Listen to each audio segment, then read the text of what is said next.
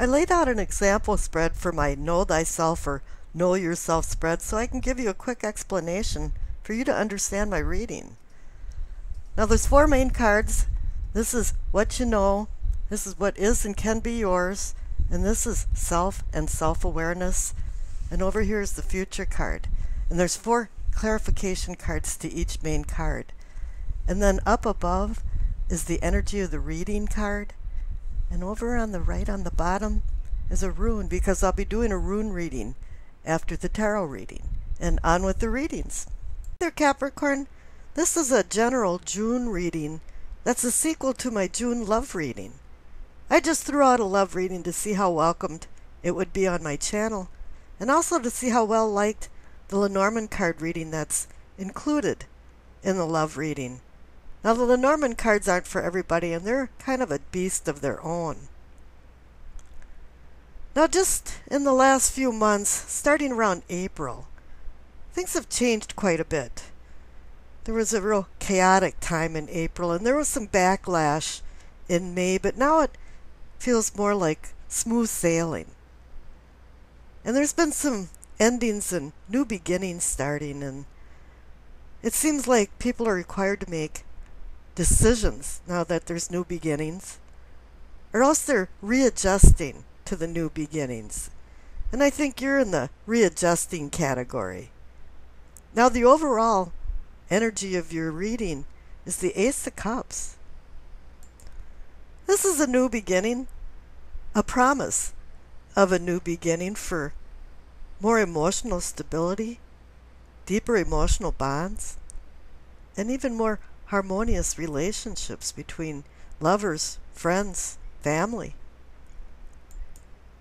And this can also be various types of unions, including partnerships, and can even touch on career changes.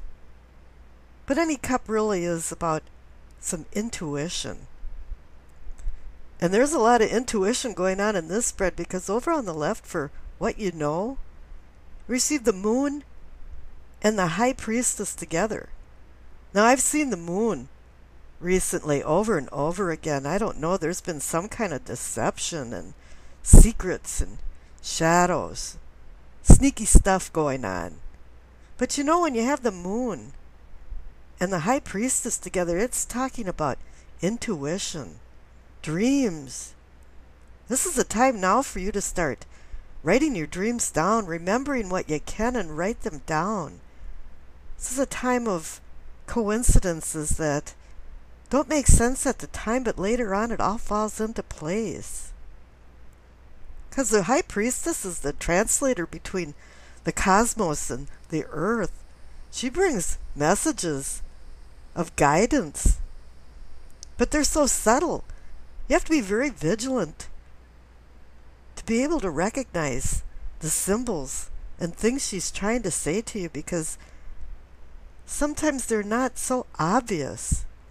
And this is also saying you have to look for them, because otherwise they'll just be disregarded. And we do that a lot. We don't listen to our own inner self, our own inner voices, to give us good guidance. No, we have to wait for the cosmos to intercede, because we always have the answers to these questions. We just have to recognize them. Now the center cards for what is or can be yours. You receive the 3 of Wands and the Queen of Wands. You've got some fire energy going on here. You know, the 3 of Wands is about movement and going forward. You've made some plans, you've set a mission statement and outlined some goals and objectives. And now you're launching these plans into a reality. But the Queen of Wands is about being a governess of all of this. She wants you to think about where you've been, where you're at now in the present, and where you're going in the future. And what's your purpose in life, and what will make you happy?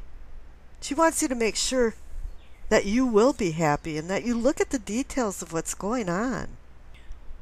She's given you a deeper understanding and the energy of inner strength to overcome some obstacles, because whenever we launch something new, there's always birthing problems. Those are birthing pangs. They call it Nye Jing. I believe that's number 3. And it indicates that there's always difficulty at the beginning when there's a birth of something. And here you've got the Ace of Cups, and you've got a new emotional rebirth coming in. And there's going to be some problems there, but it wants you to listen to your inner self. And over on the right, for yourself and self-awareness, you receive the 2 of Cups and the Tower. We always think of things like that as that, oh boy, breakup. The old tower is crashing down. But I think here is where the readjustment comes in. The Tower wants you to rebalance things out. It's knocking you into a different conscious level from your unconscious inner self, which is coming back from the Moon and the High Priestess. Now it's time to see things in a new light. It's not something devastating, but it has to do with the 2 of Cups of love, partnership, and balance. Because some things have been out of balance and have to be put back into an equilibrium. There's been some conflicts in your interpersonal relationships. I don't think they've gone as smoothly as they could. And there's been some unnecessary hurts. And people going out of their way intentionally to do some hurting. Now this has got to stop. And that's why the Tower is interceding here. The Tower is one of those cards that comes along when it's needed. And in an essence, it moves along in a preordained style because it was really time for something to change. But change isn't going to go smoothly unless you do change your attitude, because the main card for the future is the Knight of Swords. This knight is very aggressive. And he's almost like waiting for conflict to happen. Well, maybe this could be personifying you, or else if it's somebody in your life, they're blasting around in it. They're blasting by and coming back, and they're not even letting the dust settle so you can orient yourself in what type of life path you want to take, because they're intruding, they're distracting. They're turning the atmosphere into some kind of dysfunctional feeling to it.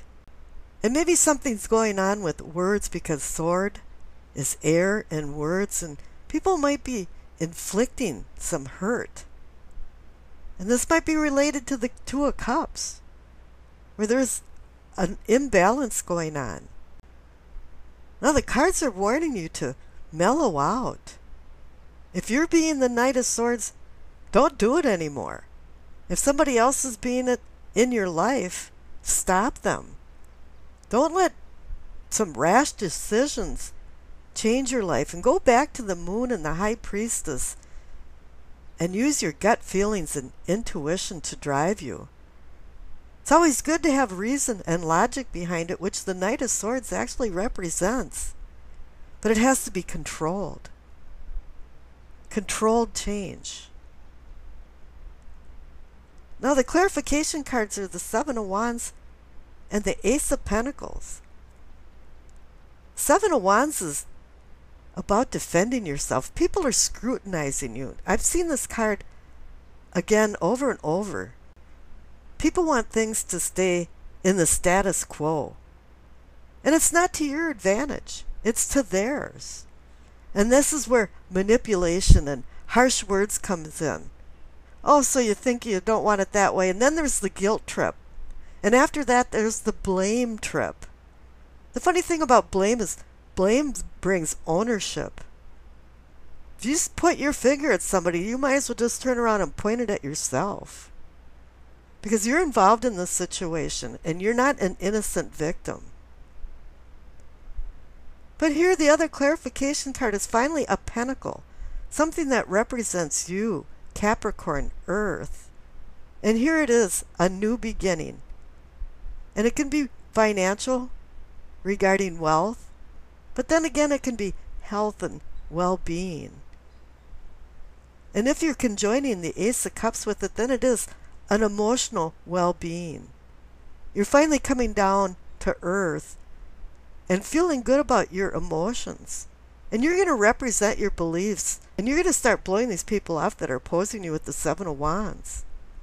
And if you stop acting like the Knight of Swords and being reckless in your decision making, the one Ace of Pentacles that it's offering, the one Pentacle, will then expand to more, and you'll have abundance. And I wish you acceptance, peace, and happiness.